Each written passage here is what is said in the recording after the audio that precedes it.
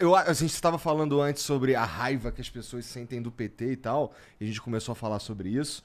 E, pô, é que assim, a gente também observou, especialmente nas eleições de 2018, tem um sentimento antipetista muito acentuado e tal, que, pô, querendo ou não, aconteceram por causa de todos os escândalos de corrupção e tudo mais. E dá uma manchada ali, até porque tinha muita gente, eu lembro de cientistas políticos e jornalistas falando na época assim, pô, o PT não admite, pô, o PT não faz o meia-culpa, puta, o PT não tá, cara, ele entrou numa vibe de, porra, eu sou PT e acabou e É tal. fantasticamente engraçado como Ah, as pessoas vivem pedindo para o PT fazer autocrítica. autocrítica. Veja, se eu fizer autocrítica todo dia, eu não preciso de oposição. A oposição é que tem que me criticar. Por que eu mesmo tenho que me criticar? O problema é o seguinte. Ah. Ô Igor, presta atenção numa coisa. Você acha que a elite brasileira engoliu de graça o PT fazer uma lei que registrar empregada doméstica em carteira, jornada de trabalho, direito de férias, descanso semanal? Você acha que a direita aceitou pacificamente isso? Uma sociedade que é escravista? Você acha que eles aceitaram com muita tranquilidade o fato da gente fazer com que as pessoas pobres da periferia chegassem a fazer universidade? Que filho de empregada doméstica virasse médico, virasse engenheiro, virasse diplomata, virasse advogado? Quando nós criamos o ProUni e o FIES, a gente permitiu, nós saímos de 3 milhões e meio de estudantes na universidade para 8 milhões e meio, cara. E a gente tem mercado pra essa galera? É lógico que vai ter mercado. Esse é um processo. Na medida que a gente vai formando mão de obra mais qualificada, essa gente vai trabalhando, vai melhorando a capacidade de produção no Brasil, vai ficando mais importante as coisas que nós produzimos, a gente vai ganhar novos mercados e a gente vai ser competitivo.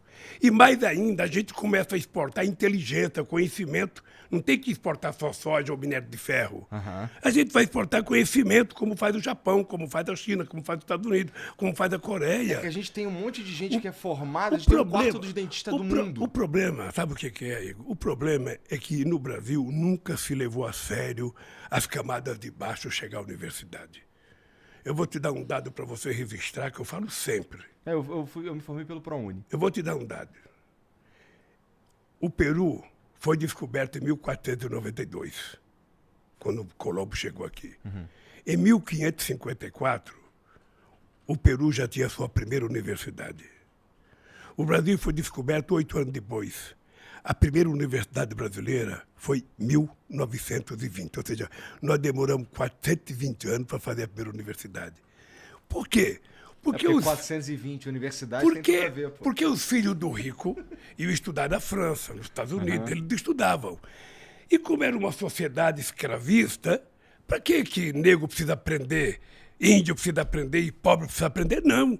Esse país, até 1930, só podia votar quem tivesse terra, quem tivesse dinheiro.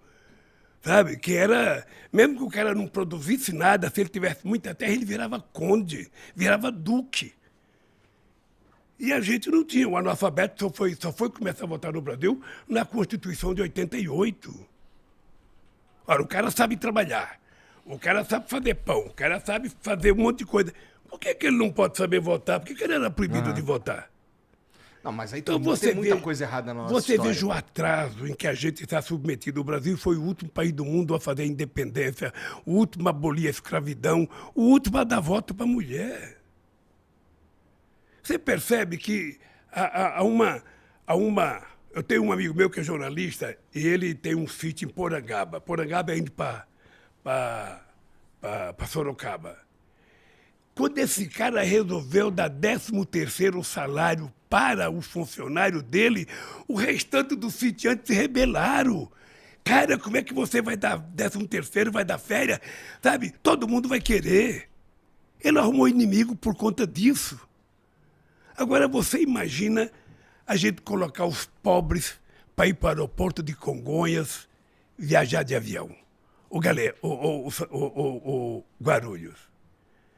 O que a classe média alta falava? Pô, esses caras, o aeroporto está virando uma rodoviária. Está cheio de pobre que não sabia nem sentar no avião. O que nós fizemos foi o seguinte: nós fizemos a maior política de inclusão social que esse país já conheceu desde que foi descoberto. E na prática, por que eles conseguiam pegar o avião? O que mudou?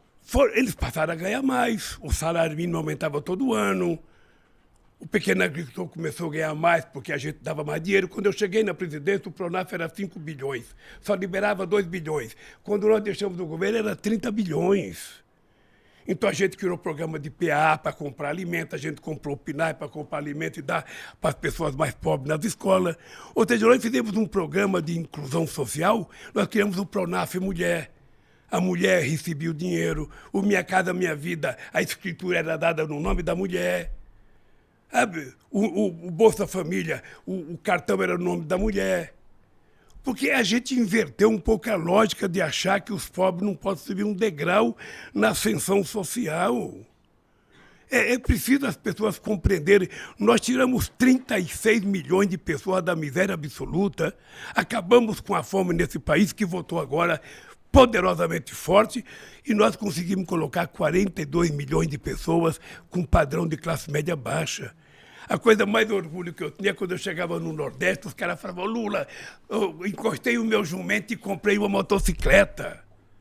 O governador do Ceará me contou que ele encontrou 8.000 jumentos abandonados.